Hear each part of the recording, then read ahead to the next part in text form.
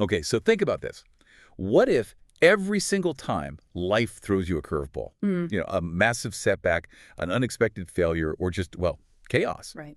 What if you didn't just survive it? What if you actually got fundamentally better because of it? I mean, it's like hmm profoundly stronger, smarter, more adaptable with every single challenge you faced. It really does sound like some kind of paradoxical superpower, doesn't it? Because, we're naturally wired to seek comfort, stability, Sir. yet the world we're operating in now, whether it's global markets or just our personal lives, it's defined by, well, volatility, radical volatility sometimes. Hmm. And this concept we're digging into today, it's all about flipping that fear of instability, completely on its head. And that's exactly our mission for this deep dive. We're pulling apart a stack of sources that introduce this pretty revolutionary mental framework. It's called the anti-fragile mindset. And for you listening, the goal is simple. Give you a clear structure, some actionable insights, so you can take adversity and really transform it, turn it from a threat into maybe your greatest engine for growth. Yeah, the foundational shift here is it sounds simple, but it's quite profound. We want to help ensure that every pressure point, every moment things kind of go sideways, Hmm. it makes you not just like resistant to stress, but structurally better at handling whatever comes next. You actually improve because of the hit. Okay, let's unpack that. Mm-hmm. Because for years, the gold standard, in self-help personal growth, it's been resilience. Resilience, yeah. Bounce back. Exactly. We're told, aim to bounce back.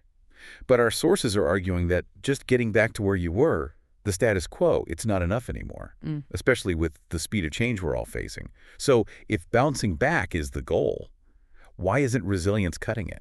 Well, resilience is fundamentally a defensive posture, right? It means you Yeah. endure something, you maintain your original shape, maybe recover the energy you lost.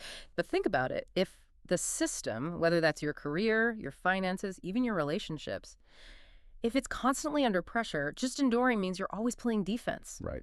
You're constantly burning energy just to stay where you started, just to stay even. That sounds exhausting. It is. And that's precisely why we need this concept from Nassim Taleb, anti-fragility. He laid it out so clearly. Fragile things, they break under stress. Break easily, yeah. Resilient things, they absorb shocks, stay the same. But anti-fragile things, these are the things that actually gain from disorder, from volatility, random stress. They don't just tolerate chaos, they kind of feed on it. They need it to improve. It's fascinating because this isn't just theoretical, is it? Like, biological systems often work this way. Exactly. Your muscles get stronger after you tear them down a bit through exercise. Your immune system learns from encountering viruses, gets better. Right. So the principle exists in nature. The trick is applying it to the mind. How do we go from just weathering the storm to actually like using the wind from that storm to power our sails forward? That's the key question. And the crucial difference, especially for personal growth, is this. Resilience demands recovery. Anti-fragility demands adaptation. Evolution, almost. Adaptation. So when you're anti-fragile, you're fundamentally developing this adaptable mindset. You're achieving, frankly, unparalleled cognitive growth because of the difficulty, not in spite of it. So the difficulty isn't a bug, it's a feature. Precisely. It's not a deviation from the plan. It's the necessary input for optimization. It tells the system where it needs to get stronger. Okay, so if shifting perspective is so critical, what are the like the tactical levers we can pull? How do we start recognizing challenges as these opportunities? Let's talk about that hidden superpower adversity supposedly gives us. Yeah, it really does strip away the superficial stuff. When everything's smooth, predictable. We get comfortable. Exactly. We build habits, routines, we get stuck in confirmation bias. And Yeah. This is comfortable, yeah. But challenging events, they act like a pressure wash. They clear out the unnecessary distractions and they reveal hidden strengths, things you didn't know you had, untapped potential. It often turns out you only discover what you're really capable of when necessity absolutely demands it. We see this in the stories of iconic figures, right? Mhm. The sources mention people like Steve Jobs. Right, Steve Jobs is a classic example. Getting ousted from Apple back in '85. That wasn't just a bump in the road. It was a massive public professional humiliation, a systemic failure for him. Yeah, huge. But he didn't just crawl away. He went on to found NextT and Pixar. So what was the anti-fragile move there? Was it just starting new companies? Well, yes, but it was deeper. It was the way he did it. It led to this ruthless purification of his design and leadership principles. At Apple the first time around, the sheer scale, the complexity, it meant compromises. But at NXT, driven by desperate financial pressure, needing innovation to survive, he had to focus relentlessly. Purity of concept, efficiency, integrated design, those constraints, that adversity, it forced him to forge the core philosophies, the anti-fragile tools, really, that he later used to revolutionize Apple when he came back. So the pressure cooked down his ideas to their essence. Exactly. Or think about J.K. Rowling. That period before Harry Potter hit big, marked by significant personal hardship, financial instability, constant rejection from publishers. That's a famous story. How did that difficulty potentially accelerate her work rather than just hinder it? Clarity and focused necessity. When you're facing real hardship, there's just no mental bandwidth left for procrastination or, superficial distractions. Sure. That crisis induces a kind of laser focus that few comfortable situations can ever match. She seemed to leverage that intense necessity to create this incredibly deep, detailed world. Her mind, maybe under that duress, just accelerated its ability to synthesize plot, character, because the personal stakes were so incredibly high. Which brings us to those immediate psychological benefits the research mentions. Clarity, focus, accelerated learning. I'm curious about the mechanism, though. Stress often makes us freeze, right? Leads to paralysis. Why does the right kind of pressure bring clarity? It seems to be partly neurological. When you face a crisis, your prefrontal cortex case is the planning, filtering part of the brain. It goes into overdrive. Okay. You're forced to prioritize survival, success, whatever's needed in that immediate reality. And that focused environment seems to accelerate learning because your brain integrates new information, new behaviors much faster when they're tied to high-stakes, necessary outcomes. Psychologists sometimes talk about it as a form of rapid neural pruning. The unnecessary connections get discarded, leaving only the essential signal path.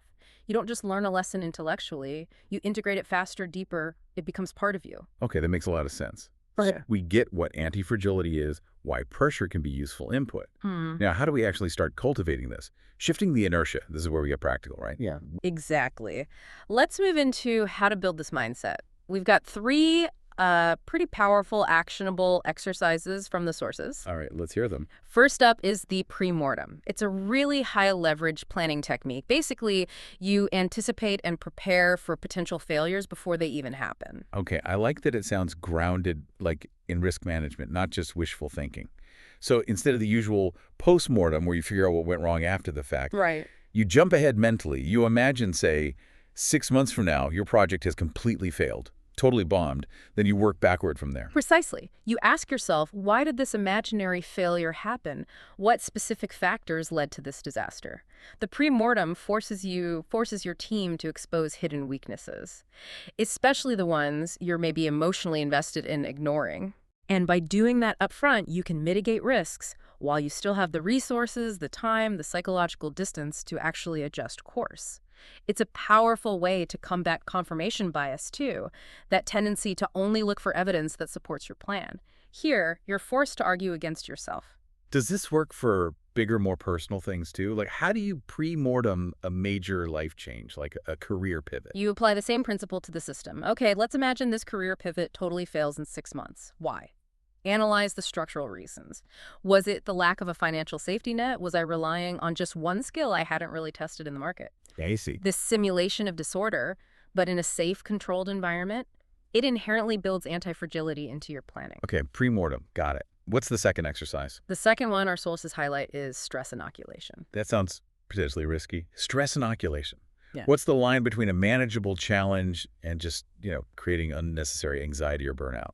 That boundary is absolutely critical. Stress inoculation is all about controlled, small-dose exposure. Think of it like a vaccine. You introduce a weakened pathogen to build immune strength. Right. Similarly, we build mental and emotional tolerance by proactively and safely stepping just outside our comfort zone. If we only ever exist in comfort, our tolerance for actual real-world chaos drops to near zero. We become brittle. So we're talking about intentionally, gradually raising the system's baseline tolerance for load. Yeah. Can you give some concrete examples? What could someone listening actually try? It really needs to be calibrated to the individual. On a physical level, maybe it's things like intermittent fasting or brief cold exposure.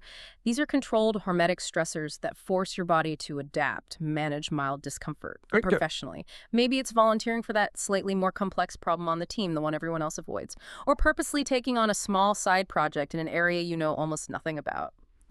Low-stakes learning. Exactly. Low stakes, but it pushes you. Yeah. You're training your system, your mind, your emotions, your skills to handle increasing load. So when the real unpredictable challenges hit, the shock is less debilitating. You've practiced handling discomfort. Makes sense. Practice the feeling. Okay, and the third critical step, it sounds like it's about language, which often goes out the window under stress, the power of reframing. Absolutely crucial. We have to fundamentally change our internal narrative around failure. It's about shifting from those automatic negative thoughts, which often define failure as some kind of permanent personal indictment, right? Yeah, I failed, therefore I am a failure. Exactly that. Shifting from that to seeing failure as pure data, just information. So stop calling it failure, start calling it feedback. Precisely. It sounds simple, but it's grounded in solid cognitive behavioral principles. Failure implies finality, a dead end, a judgment on your identity. Feedback implies information, a necessary data point you need to adjust your trajectory. Right. Shifting that definition removes the psychological sting, that shame, and it encourages immediate adaptation, iteration. Think about it. When a scientist runs an experiment and the hypothesis gets disproven, they don't call it a failure, they call it results. We need to apply that same kind of scientific distance, that objectivity, to our personal setbacks. It's just data telling us what didn't work, so we can try something else. That mental reframing feels like the bedrock. Okay, so with that foundation, let's talk structural strategies.